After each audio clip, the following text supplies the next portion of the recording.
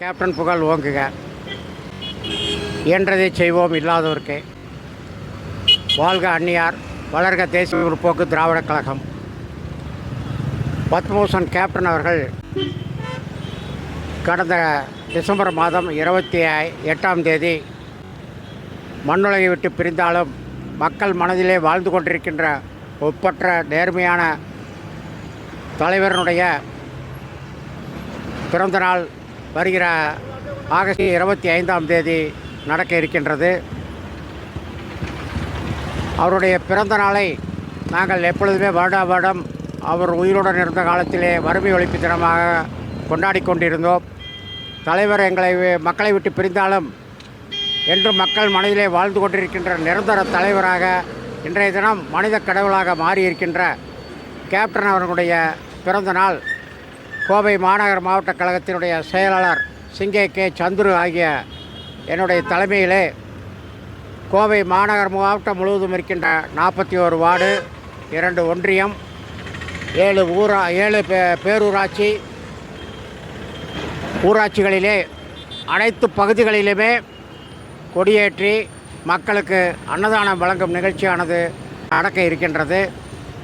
ஆகவே இந்த நிகழ்ச்சியானது நம்முடைய மக்கள் மனதில் வாழ்ந்து கொண்டிருக்கின்ற தலைவருடைய பிறந்தநாள் விழாவை மிகச் சீரோடும் சிறப்போடும் நடத்த வேண்டும் என்று கோவை மாநகர மாவட்டத்தில் இருக்கின்ற அனைத்து நிர்வாகிகள் கேட்டுக்கொண்டதற்கெனக வருகின்ற 25ஆம் தேதி காலை 8 மணி அளவிலே சிங்காலூர் பகுதிக் கழக செயலாளர் அன்பு சகோதரர் அழகர் ஈரா செந்தில் அவர்கள் ஏற்பாட்டிலே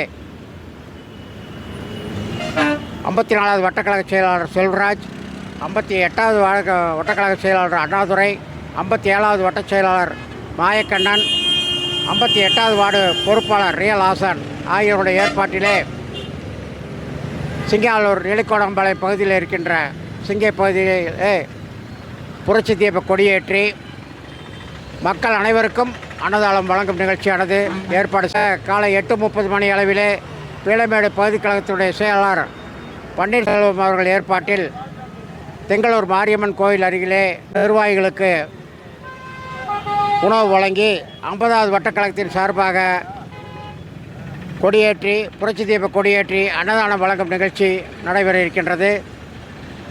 பீளமேடு பகுதிக் கழக செயலாளர் அன்பு சகோதரர் தண்டபாணி அவர்கள் ஏற்பாட்டிலே காலை 9 மணி அளவிலே ஒலம்பஸ் மற்றும் வேல்முருகன் கோவில் வீதியிலே புரட்சி தீப கொடியேற்றி அன்னதானம் வழங்கும் நிகழ்ச்சி நடைபெற இருக்கின்றது.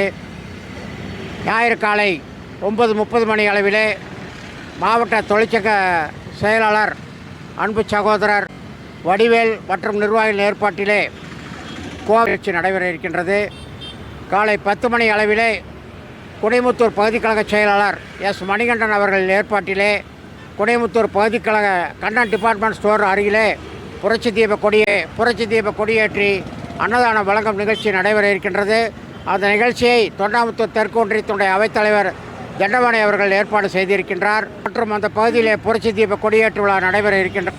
அதைத் தொடர்ந்து பகல் 12:30 மணி அளவிலே செயலாளர் அன்பு சகோதரர் கேப்டன் குணா அவர்கள் ஏற்பாட்டிலே அறிவித்து மாபெரும் அன்னதானம் நிகழ்ச்சியானது ஆரஸ்வரம் மெக்கானிக்கல் ரோடு பகுதியிலே நடக்க இருக்கின்றது. அதைத் தொடர்ந்து காஞ்சிபுரம் பகுதிக் கழகத்துடைய ஆட்டூர் விநாயகர் கோயில் அருகிலே புரட்சி தீப கொடியேற்றி அன்னதானம் வழங்கும் நிகழ்ச்சி நடைபெற இருக்கின்றது.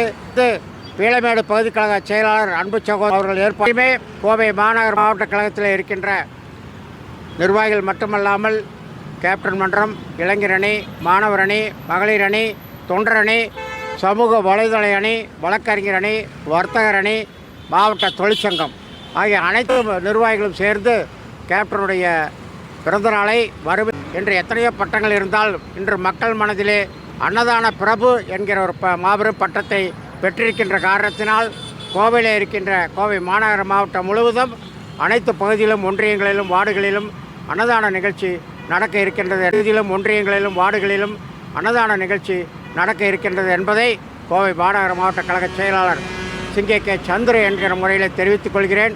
கேப்டன் புகழ் ஓங்குக, கேப்டன் புகழ் ஓங்குக, கேப்டன் புகழ் ஓங்குக.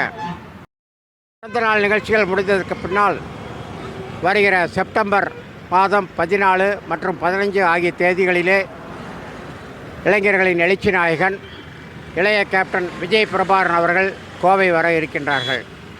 செப்டம்பர் 14 அன்று காலையில் இருந்து சிங்காலூர் பகுதியிலே வரதராஜபுரத்திலே கல்வெட்டு கோவிலிலே வழிபாடு, அதைத் தொடர்ந்து நம்முடைய புளியகுளம் விநாயகர் கோவிலிலும் புளியகுளம் சர்ச்சிலும் அதேபோல் ஜங்கலத்தீர் தர்காவிலும் மூன்றிலுமே ஒரு சிறப்பான பூஜைகள் செய்து அதைத் தொடர்ந்து அரசு மருத்துவமனையில் அன்று பிறந்தம் அவருடைய தலைமையில் நடக்க இருக்கின்றது. அந்த நிகழ்ச்சியிலே 3 சக்கர சைக்கிள், தையல் இயந்திரம், அயன் பாக்ஸ் மற்றும் பெண்களுக்கு சேலைகள் வழங்கி மாபெரும் நலத்திட்ட உதவிகள் நிகழ்ச்சி நடக்க இருக்கின்றது.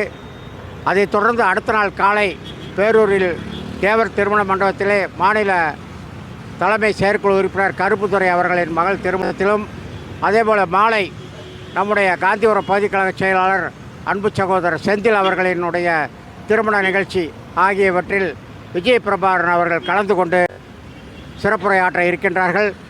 ஆகவே இந்த அனைத்து நிகழ்ச்சிகளும் நம்முடைய மாநகர மாவட்டத்தில் இருக்கின்ற அனைத்து நிர்வாகிகளும் கலந்து கொண்டு நம்முடைய விஜய் பிரபாகரன் அவர்களை வரவேற்பதற்கு இப்பொழுதிருந்தே நீங்கள் தயாராக வேண்டும் என்று கேட்டுக்கொண்டு, வீழ்வது நாமாக இருப்பினும் வாழ்வது தமிழாக இருக்கும் என்று கூறி, தேசிய முற்போக்கு திராவிட கழகத்தை பொறுத்தவரை கோவை மாநகரம் மட்டும் என்றுமே நம்முடைய கேப்டன் அவர்கள் வழியிலும் அதேபோல் நம்முடைய கழகத்துடைய பொதுச்செயலாளர் அன்னியார் அவர்களின் கரங்களை வலுப்படுத்துவதற்காகவும் என்றென்றும் உறுதுணையாக இருப்போம் என்று கூறி மாநகர மாவட்ட கழகத்தின் சார்பாக வாழ்த்துக்களையும் நன்றியும் தெரிவித்துக் கொள்கிறேன். நன்றி. வருக வருக என வரவேற்கிறேன். நன்றி, வணக்கம்.